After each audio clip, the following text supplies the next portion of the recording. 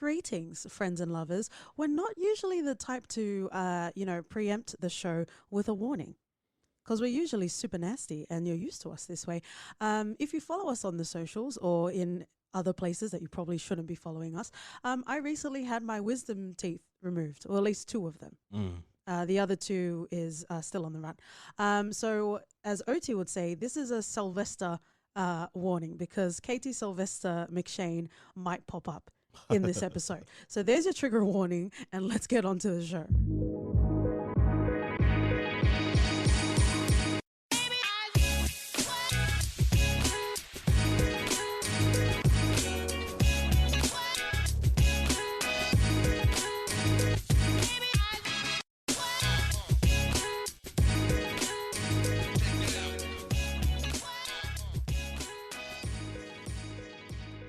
Howdy, friends and lovers. Welcome back to For Your Reference. You got your host, KT. And OT. And get ready to pop lock at the mandatory hip-hop class because we're so hip-hop, girl. This week, we are covering hashtag BlackAF. I think it's actually got a hashtag in its name. It does. Even though Wikipedia seems to not be able to compute that. So it's just BlackAF on Wikipedia. But welcome, friends and lovers. Let's just quickly get into the stats. This recently came out just a month ago, really. Yeah. So in April of 2020, it comes from the mind grapes of Kenya Barris. And we definitely want to talk a little bit about Sir Barris. Come and fight me, Queen. I don't know if he deserves knighthood. I guess we'll see. And then we also have Rashida. It's essentially Rashida Jones, Kenya Barris, and then they have an ensemble cast. A whole slew of actors if you're playing a For Your Reference drinking game. Not I. Still waiting for those stitches to disappear. Where is up to you, friends and lovers. But yeah, wow. We binged it over a weekend, the weekend that it came out, right? We did. Let's get into the part of the show where we talk about our first impressions. This can encapsulate quite a lot. BlackAF, obviously not 100%, but it reminded me of Master of None, where each episode had a particular theme. Yeah. That was covered. So we're definitely going to explore a lot of the themes that were introduced into the show, but even in first impressions, like let's talk about Kenya Barris. Have you ever come across him before? I just recently found out that he was co-creator with Tyra Banks for America's Next Top Model. And then obviously know he has a whole suite of ishes. Blackish, mixed-ish. Grownish. Good on you. OT-ish. If you're lucky. So let's get into first impressions. I guess if you want to talk about any sort of impressions you have about Kenya Barris, any sort of flavoring, peppering, frame of referencing, Rashida Jones, and I guess the show in general. So initially I thought Kenya Barris was a lady. Okay. And this was during the American Top Model days. Oh, so you actually knew his name? Yeah, it was posted everywhere. So, Kenya Barris. Oh, that's probably a lady walking with Tyra. Wow, I am sorry, people. When you hear Kenya Barris, who do you picture, a man or a woman? Yeah, but I think you just imagine your great, strong country as a woman. Yeah. And do you kind of take credit for Kenya Barris's success because his name is Kenya? Oh, it plays a huge part in his success.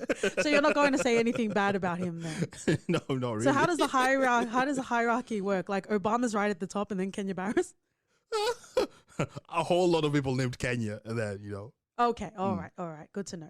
Yeah. So there's some way to work. He can work his way up. Yeah, there's definitely a long way to go for him to reach Obama status. Oh, totally.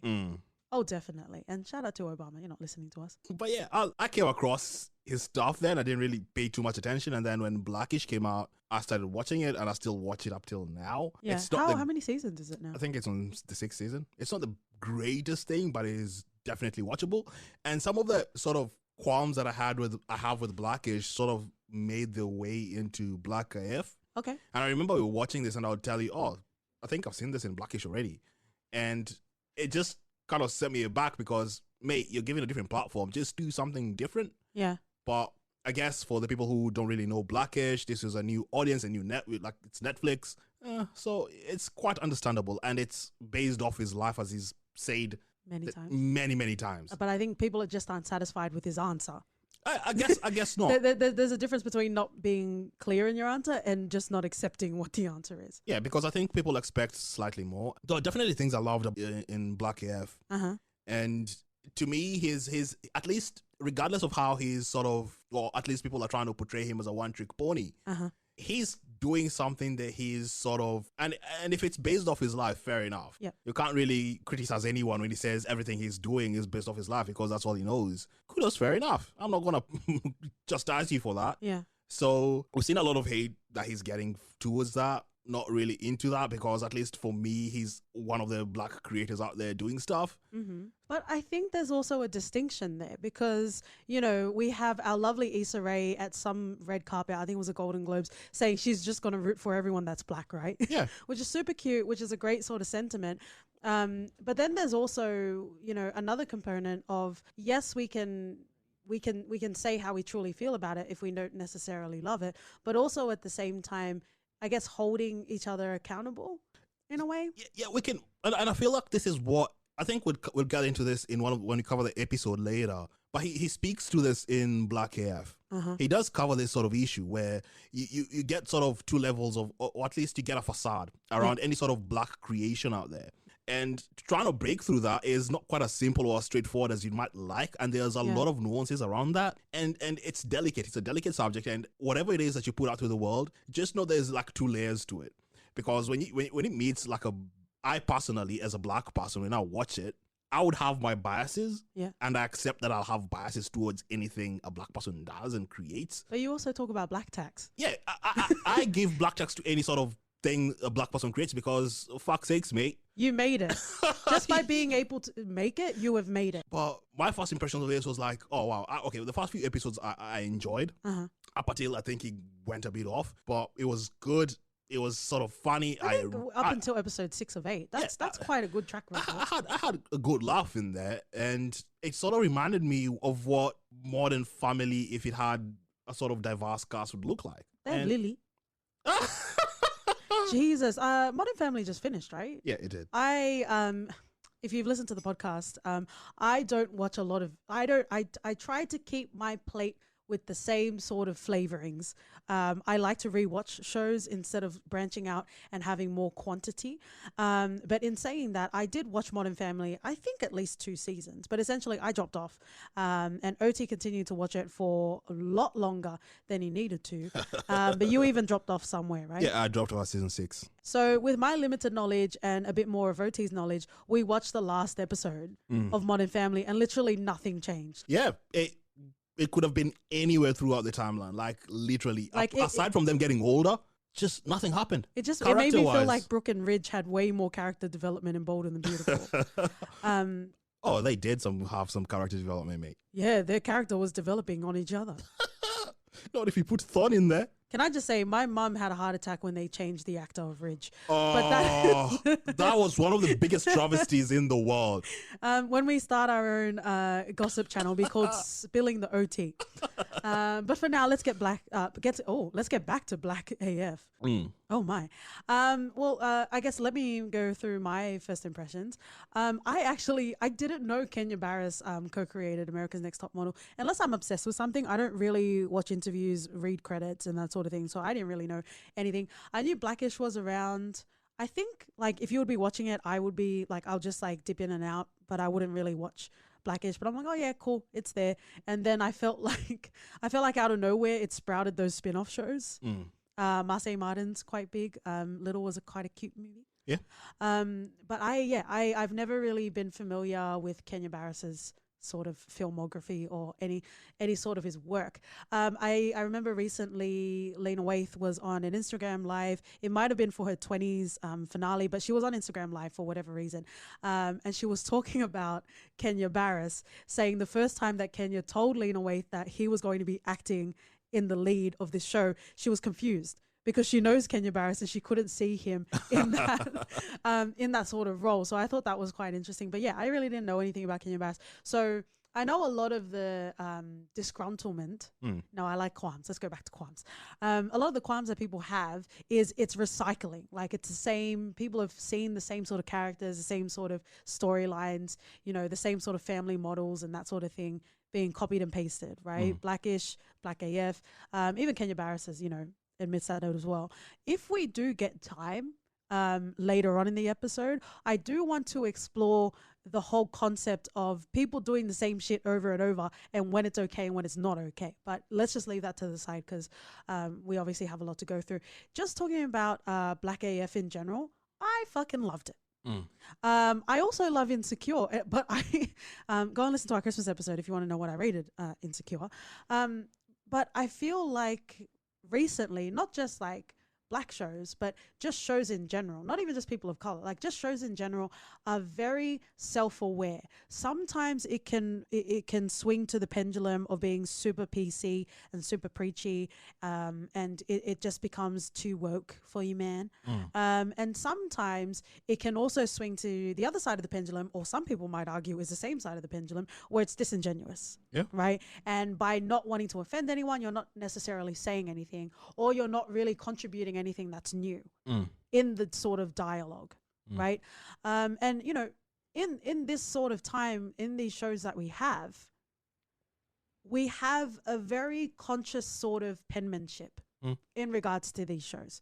Sometimes, like I said, sometimes it is grating in its heavy-handed sort of messaging. Yeah. But I don't feel like BlackAF was that show. I feel like BlackAF, if you allow it to, not to say you haven't, but if you allow BlackAF into your heart cockles, it can really resonate in many ways. I guess. And I think some of it I really took his tongue in cheek as well. Oh, yes. So, because it's not, I didn't take it as Kenya Barris trying to portray the whole black community as this, because that's not what he was trying to do, at least from my perspective. Yes, the name is called BlackAF. I didn't take it literally as black people will be like this or black people are like this. Yeah. So in many ways, I think most of the qualms, once you remove that sort of veneer away from it, then you could truly start to understand what he's trying to do and enjoy it for what it is. I also think it's an interesting story because it's not just that Kenya Barris is black. It's also that he's creative. It's also that he's super, super mega successful. Like, we're not talking about someone that like contributes to the bake sale. Like, these characters are fucking rich, right? Yeah. And they will squander it or they will thrive in it however they want to. Ergo that painting. Yeah. Yeah. Right? But like it's not supposed to be that sort of family sitcom. Right? This is a sample size of an exaggerated sort of version of Kenya Barris's life. Yeah. A successful creator. Right? Whether you indulge, whether you enjoy is a whole nother question. But this is a little micro aspect into his world. Yeah, it's not about OT from the block, you know. It's my. So it's completely, you will not be able to, a lot of the things you won't be able to, I don't want to say resonate because that's too strong of a word, because you can resonate with a lot of things in this. this. Are you telling me words mean things? Wow. Just like, I don't know why people are taking so big on offense on this. And I feel like we just need to start delving into the episodes, and then we can start truly understanding and exploring the thematic sort of meanings into the episodes. Yeah, so let's dive into the episodes. Before we do that, I do just want to say one thing. Shout outs to T.I. You don't need any sort of ad time in our podcast, but his podcast Expeditiously, he recently did a interview with Kenya Barris, and like I said, because I don't know much about him outside of BlackAF, and that interview was everything that he was saying in that podcast interview wasn't anything new, which I would say is a compliment. I really like Kenya Barris's approach. He is very transparent. He is very forthcoming. He's very clear in the messaging and the experiences that he wants to share. And I felt like that was interwoven perfectly throughout BlackAF. Yeah, agreed. So I guess, maybe that's a qualm that you have. Maybe it's not nuanced enough for you, but I just like that he calls a square a square. Yeah, he's got that quality. Yeah, and I guess that's contributing to his success as well. But let's start off with the first episode. There's obviously a lot of setup that needs to happen in regards to this world. I think it might also be interesting, just as we continue this discussion OT is if you felt like you've watched this already, because I think Juneteenth was also celebrated in Blackish as well. So feel free to pepper that in. Yeah. You know, add that to the seasonings of For Your Reference discussion. So the way that we have this documentary, mockumentary sort of style being set up is Drea going to film school and Kenya's so extra that he gets this amazing, pretty much TV crew. Yeah. For her to film all of this. And we see so many sort of instances. I think, you know, a lot of the scenes that really rung true to me was just watching Kenya, like even at the start where they had the car and he was flexing. And there are quite a lot of themes that are introduced in the first episode. Yeah. And it was quite interesting because you'd see him rolling up with his car, sporty car and whatever. I can't remember the make. But you could tell with the interaction with the white person that, you know, how people deal with money differently. Oh, yes. And I think they did that quite well. Yeah. Yeah, agreed. Like there's been a slew of black men who became wealthy for a second and lost it all. Okay. Yeah. Because they just didn't know how to handle money. Yeah. And I think that's one of the things, once we start accepting that that's a reality and that's a fact of life, then we can start progressing. And I think one of the things that he said in an interview was that this is a sort of generation where people with money is starting to come in, and there's no handbook for that. Yeah. Because previously, regardless of whether you like it or not, there was a lot of oppression. So this is all sort of new territory. Because of slavery. Because of slavery. Right?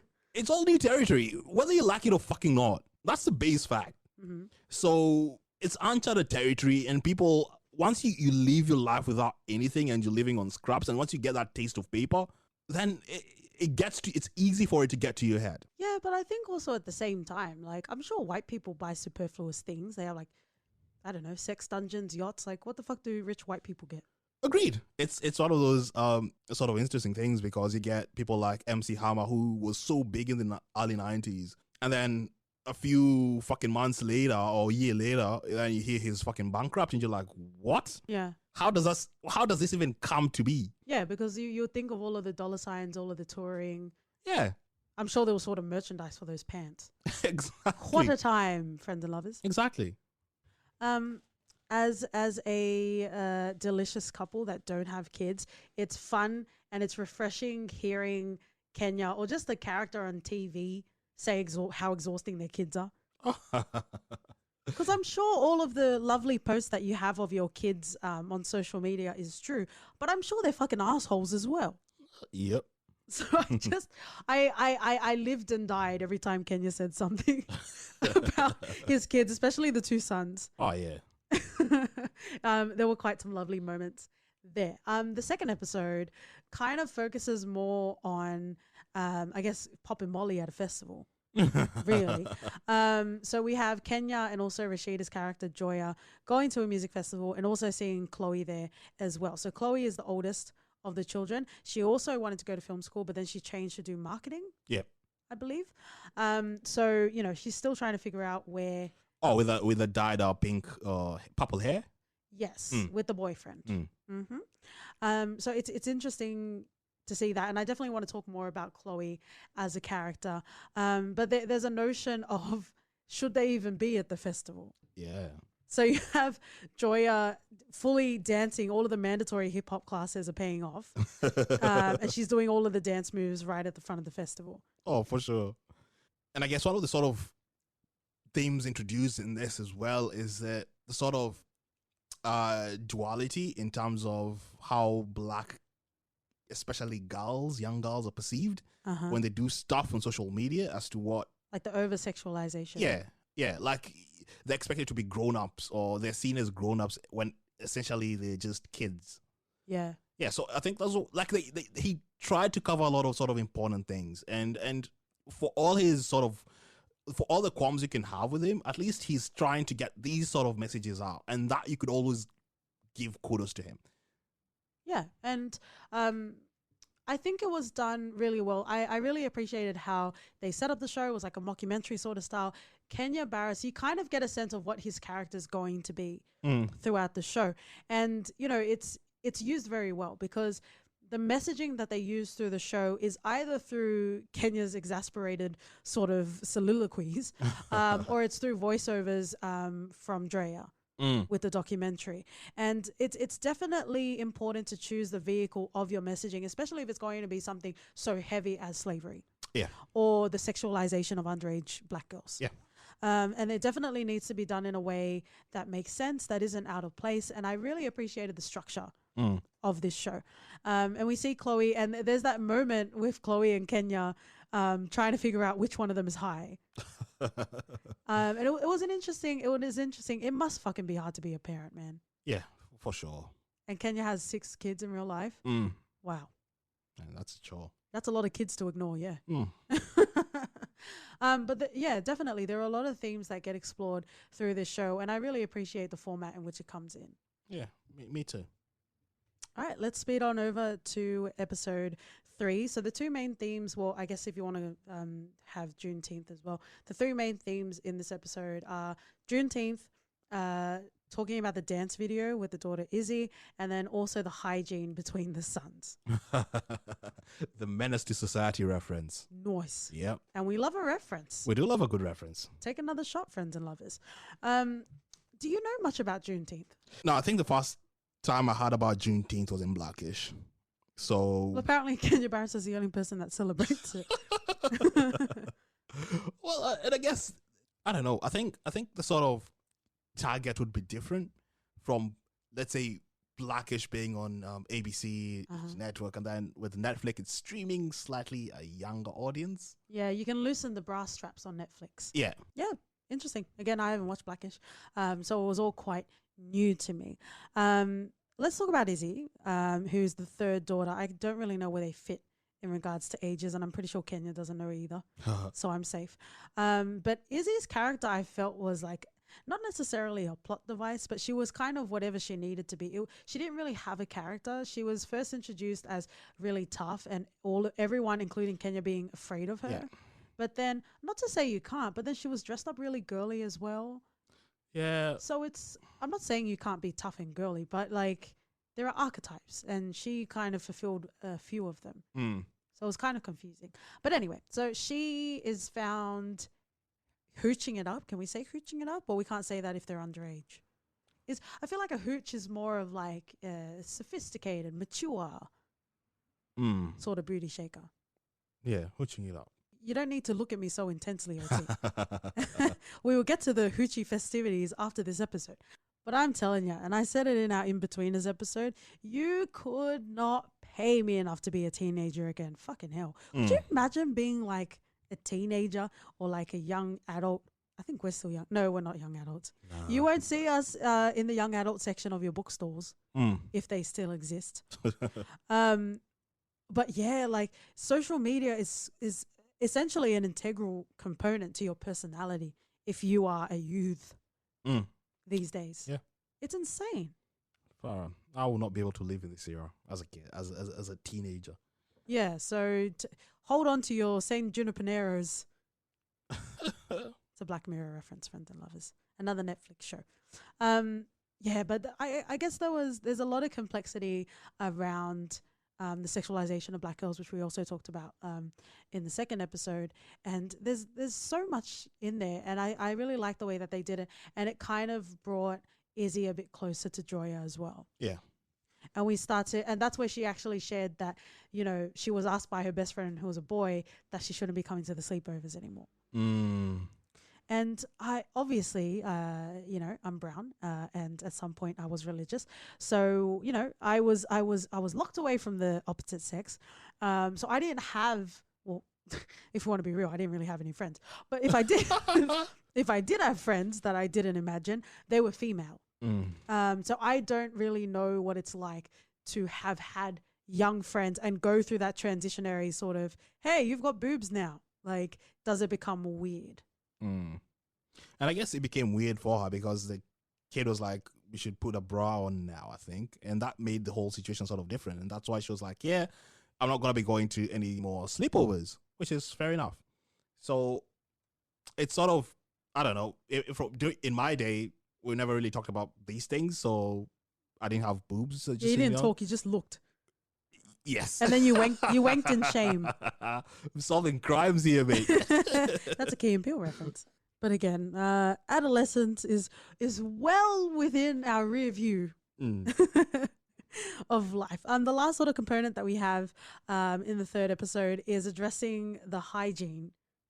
Oh, now this is the Menace to Society reference. Yes, Mm. it is. And I really liked it. I really liked it because boys are gross. Most adult males are gross. I don't know if you were one of them or if you had family members or friends, just funky, just stanky ass kids that don't wash their ass. Well, in quarantine now, you have a reason. Just wash your hands. Everything else, Yikes. leave it to the gods. The gods are out of order. They're going out to get lunch. They're not available at the moment. But it was fun. It was fun seeing them. They kind of didn't really have much dimension to them. Yeah, they didn't. Like, they was just there to sort of comedic relief, if that. Funny. I didn't appreciate the scenes where it was the kids' adventures or whatnot. It was more the interactions between Kenya and Joya and Drea to most part that were really captivating in the show. Yeah. I don't know. I enjoyed their little hijinks. Mm. Even though it didn't really, they were kind of filler. Like there was no canon about them. No. Yeah. Let's move on to episode 4. So the big sort of component in episode 4 is about being a father. Not just being a father, but being a Black present father. And how they don't get any praise. There's a lot of praise for Black mothers, but not necessarily Black fathers. Yeah, fair enough. Like, I don't know. In Kenya, there's not really much sort of ceremonial praise for Father's Day, or at least growing up, you'd have Father's Day and everyone would be like, eh. Yeah, And it's then optional. Mother's Day, it'll all be this sort of fanfare and sort of everyone would go out of the way to make their mothers feel special, which they should. Yeah.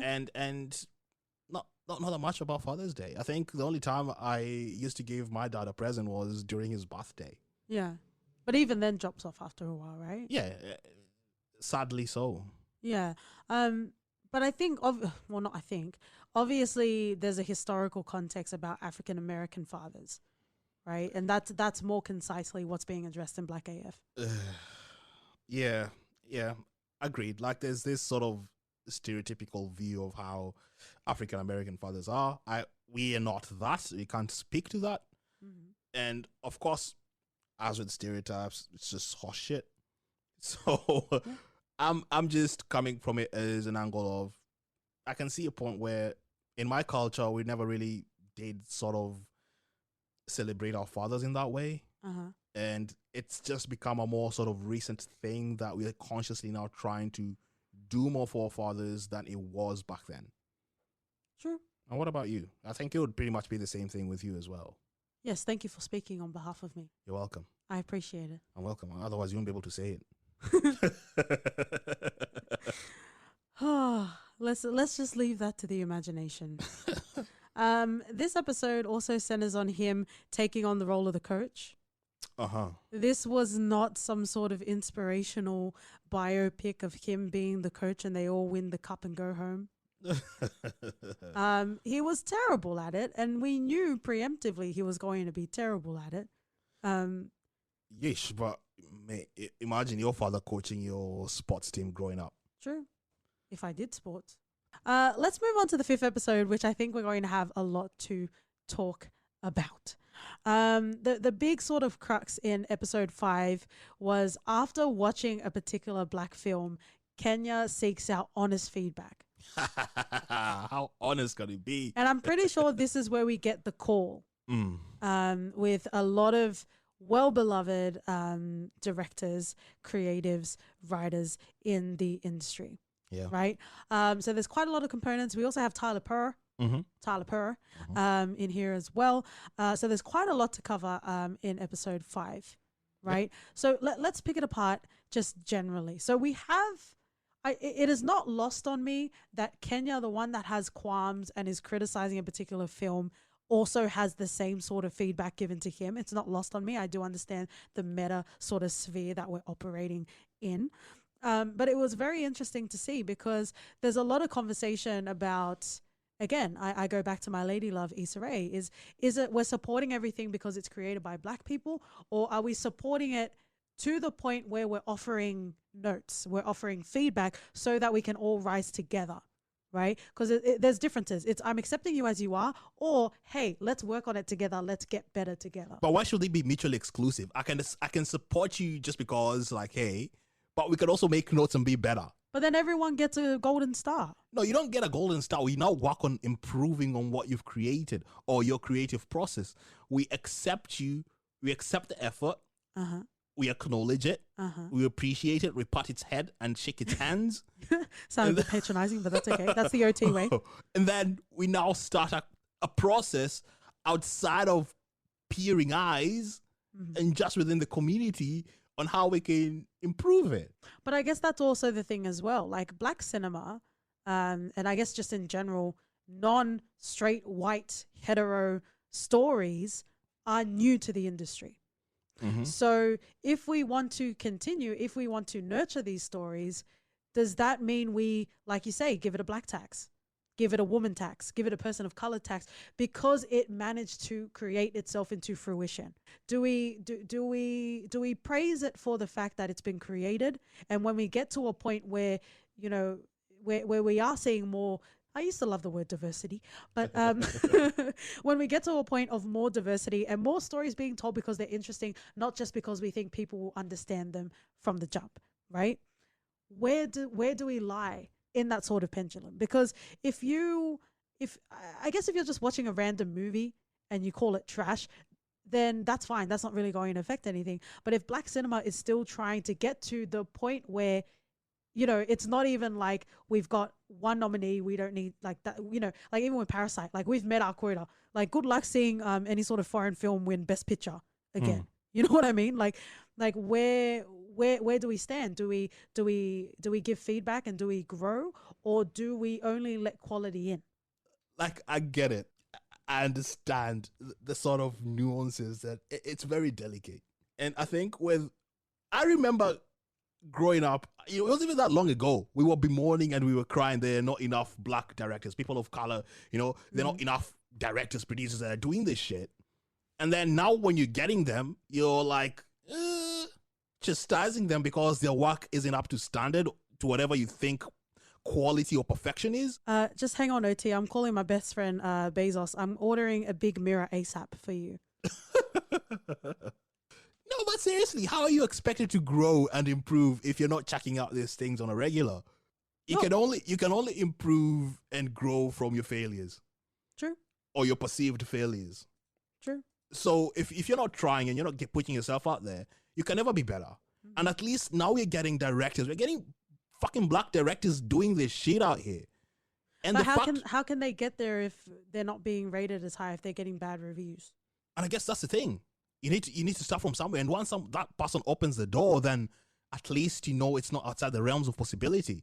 For a young person out there thinking, hey, if this person made this movie, it might have not been a critical success, but they put their bloody guts out to do it, then who am I not to also pursue this sort of avenue? Growing up, I watched a lot of black cinema, if you want to call it that, and I gravitated so much towards this sort of culture environment where a lot of the sort of stuff I was watching was just that. And to me, it felt as if I was supporting the cause. Yeah. Because it felt more personal to me, and it felt nice knowing that this came from someone who fucking looks like me. So yeah, it's just a bias within me that would want them to succeed regardless. Yeah. So if you're putting your work out there and it's not to the quality, hey mate, good. Of course they'll know it's not fucking good. And then what the words mean? But there's a way of saying it without putting them down. There's a way of saying it, and there's a way of criticizing it that you can actually give them feedback that they can improve on, rather than just chastising them. Or at least the way Kenya Barris came to the guy, that was completely off. That was just wrong. Oh, at the panel? At the panel. That was just completely Wasn't not it funny though? Because Lena Waithe was like, yeah, I'm going to support you. And then when she saw the crowd reacting. You cannot, in your rightful mind, you cannot sit there and criticize. There's a difference between, setting someone aside and giving them a quiet word and vocally announcing at the panel Q&A. That it was trash. Yeah. I think he used the word pedestrian Yeah, he said pedestrian. because that is a word that is very intentional.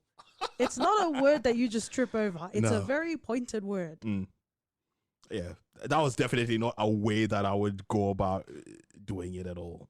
And, you know, it's interesting, you know, even with Lena Waithe in her most recent series, 20s, she talks about this. And there is that meta sort of sphere as well, where you have Hattie's character, you know, like pretty much just bagging on, is it Coco's Butter?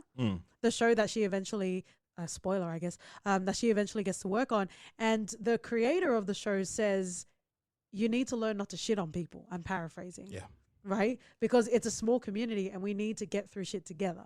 Yep. Right? And then she pointed to a tweet that Hattie had tweeted like years ago saying that the show is garbage. Right? And now she's like trying to get a job at this show. So it's interesting. It's interesting. And I think a very good example of this is I fucking love Lena Waithe. Her Thanksgiving episode on Master of None, mwah, chef kisses to none. It was great. It was touching. It was amazing. I fucking like Lena Waithe's energy in all of my places, right? Yeah. I fucking love it. But sometimes, well, Queen and Slim, right? You can go and listen to that episode. Like, you can still love, support someone, but not necessarily be in love with what they might have created, right? Not necessarily their whole filmography, but I think it's fine to have that. Yeah. But again, how does the industry grow if you're knocking down, you know, creations just because you don't like them? Create your own niche like Tyler Perry and just go for it. Do your own Let's shit. talk about Tyler Perry because I know, you know, I guess if you want to call it a bandwagon, we have been privy to the old Tyler Perry joke on the For Your Reference podcast. And I think even just watching this show, it really shed a lot of light and a newfound sort of respect for Tyler Perry. Yeah, because he's doing it unashamedly, and he's holding no handouts. Yeah. He knows his audience.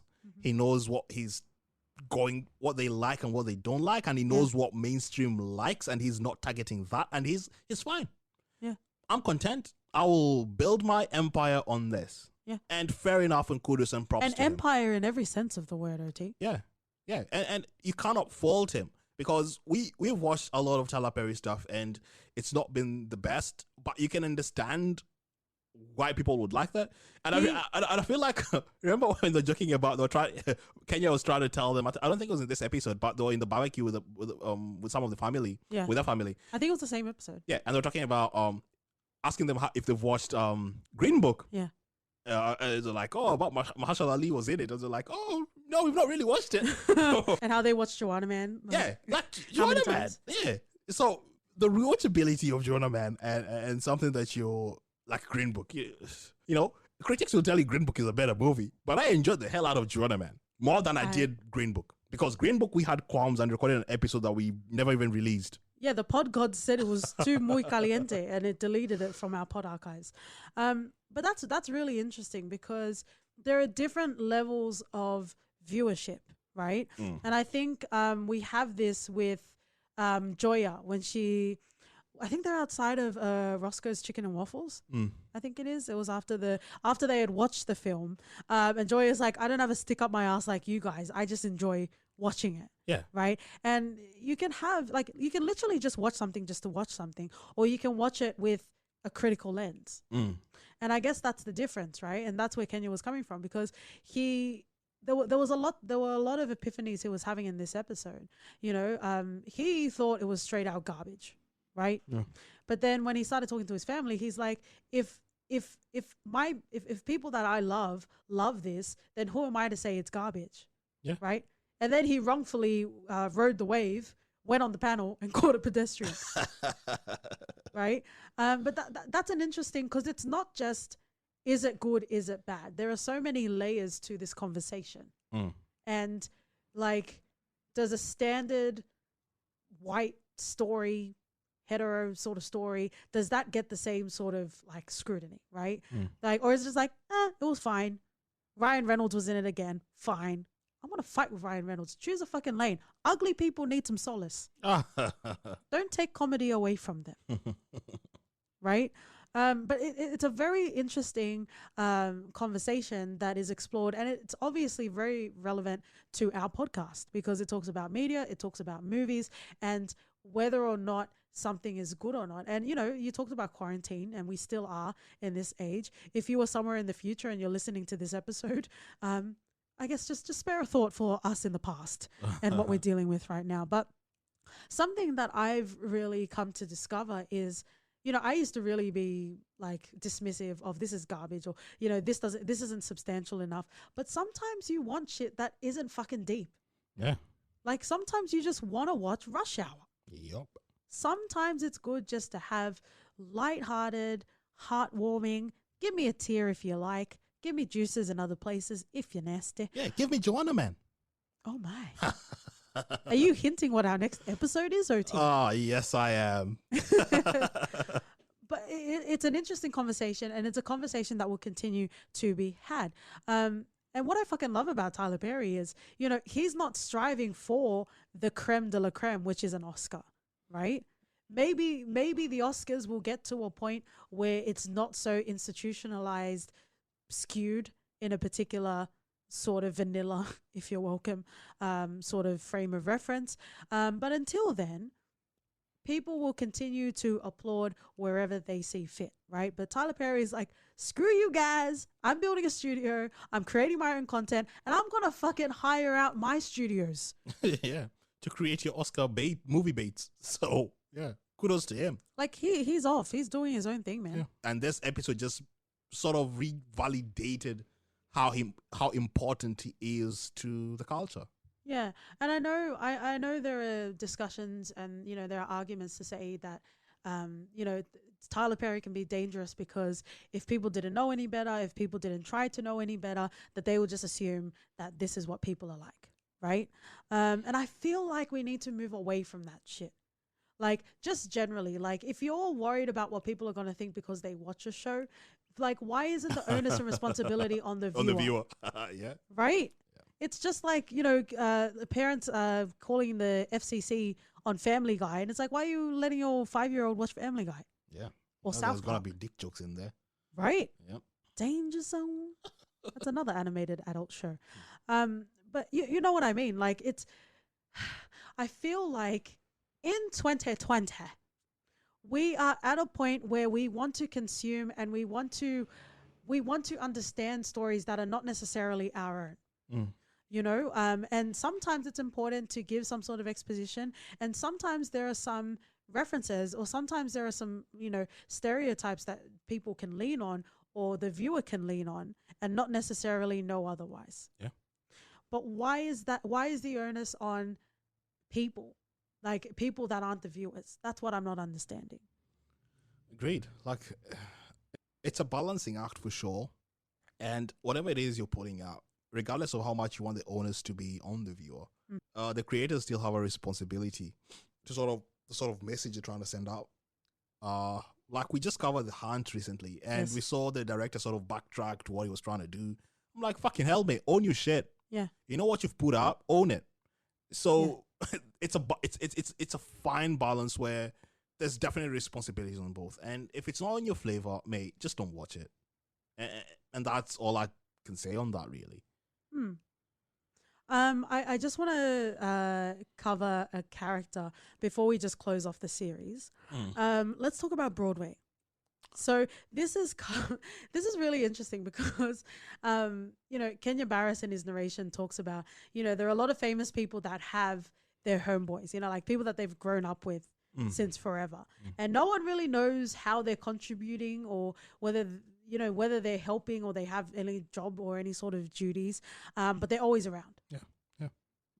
I can understand that. You need people from who knew you before. Yeah. And those are usually people you can trust, and fair enough. We've seen a lot of famous people and a lot of people who've made it who are not so famous who still have their boys from the days where they were younger, and that's all you can rely on. That's your support right there. Yeah. So it's understandable.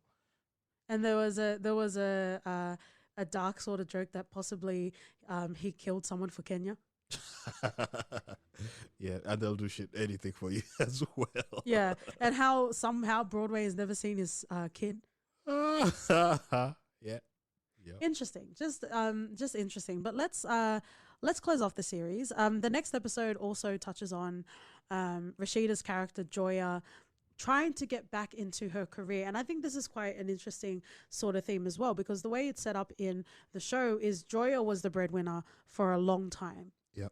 substantially, and that was because Kenya was trying to get his writing career off the ground. Yeah. But then there's a shift, and Kenya Barris becomes very, very successful and is overwhelmingly bringing in a lot of money. Yeah. Right. And then there's the added layer of Joya having complications in pregnancy where she almost died. Right. And there's quite, it seems as though there was a shift and it was never really addressed. Yeah.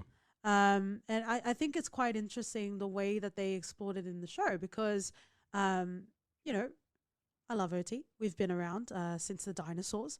And I think sometimes in your life when things get so fucking busy, you forget that your relationship with someone is ever growing, right? You can't just let your relationship set on autopilot for 5 years and be like, yeah, I'll check on you in 5 years' time. Like relationships don't work like that. The way people feel, the way people think, you know, even with your own like sense of self, you probably argue within yourself. So you need to constantly recalibrate with your partner. Yep. And it seems like there was a discombobulation somewhere. Oh, for sure. Between them two. I don't know how pointed they decided for this, but Kenya seemed very sharp. He didn't seem to want to understand what Joya was going through emotionally. He thought it was just her, like it was just her not having any money. Things and yeah, it was just he was bringing in more money, and that's such a simple sort of fact to that. But it's no, emotionally, she was such a strong, independent, powerful woman, and she always wanted to go back to that. Exactly, and he thought that she was just happy to lap it up. Yeah, which is fair enough because like when I came here, I had shit all, you know, and it was hard. And, you know, the struggle is quite real. And until you sort of start getting the money and starting to contribute really into the relationship financially, then, you know, it's sort of, it's not really just an ego thing. No, it's a sense of power. Yeah. Whether it's literal power or whether it's perceived power. Yeah. But like financial sort of burdens is a real thing. Yeah. Just because you're earning more or I'm earning more, it doesn't really matter. And we both want to be in a position where we both feel that we're bringing something of value financially to the table. So that well, you say that. Or at least feel some sort of independence. Oh, yeah. And I definitely like resonate with that. And I think very early on in the podcast sort of episodes, I mentioned this, but like I had a problem with you buying me stuff when we first started dating. Like, to the point where I would actually get frustrated that you would even think that I would want something. You know what I mean? And it's just not my love language, guys. No, but really, this is some real life shit, right? I guess it's just understanding each other and, you know, not understanding by me not wanting or accepting your gift that was hurtful as well. Like, that's that recalibration that I was talking about. You know what I mean? And it seemed like they had gone so far, they had achieved so much, but, you know, it's that constant sort of check-in that you need to have with your partner. Oh, yeah. And then that kind of turns into a cutesy reuniting in Fiji. Or so we thought. No, it turned out quite nice at the end. Well, at the end, but the reasons of going there were sort of not the best. But it was sort of, I don't know, something with Kenya just loves talking about separation. And I feel like it was really sort of heavy-handed in BlackAF because it hit me out of nowhere. Like, BlackAF is your sort of escapist sort of show where you go. It's like a family dinner. Yeah. Like you just sit around. I'm off work, come in, pull BlackAF, and I just want to sit and just, tune off, and it's, you get your laughs out of the way.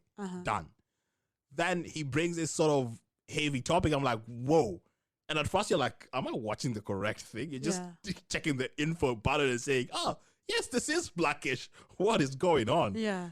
And same with this. I was like, ooh, the episodes after the 6th one started getting really heavy.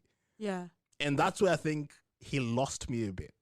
And I was like, ooh, this is not really the show that we started with. Yes, it's important to talk about this stuff, but ooh, it felt really dark. Too dark in my opinion. Unnecessarily. Yes. Like he wanted to put it in there, but it wasn't as it wasn't as perfectly stitched Yeah. as the other sort of themes. Mm. Yeah, it reminded me of Master of None as well, because you would have episodes that had very distinctive themes, and then they just decide to focus on narrative. Yeah. But again, you said it came up in Blackish, so I guess it was important for him to include it. Yeah, I guess it seems like it's an important sort of topic for him, and he wants to put it out there, which is fair enough. Yeah. But thank you, friends and lovers. Thank you for joining us on this expedition to Kenya. Mm-hmm. Barris, that is. Yeah, and I'm the only Kenyan to your Barry's. I warned you not to say that. I felt it deserve a cameo. OT said that while we were preparing for this episode, and I said, "It's good you didn't say that on the podcast because I won't react to it." And he did it anyway. And also the biggest smile on your face. We're not calibrating right now, so disconnect forever. But thank you so much for joining us another week in the For Your Reference household. Hopefully you've enjoyed it. There was a lot of huffing and puffing all around. But yeah, you know what? It was a great 8 episodes. Yeah, it was. I enjoyed it. I found it funny. I didn't take it too seriously.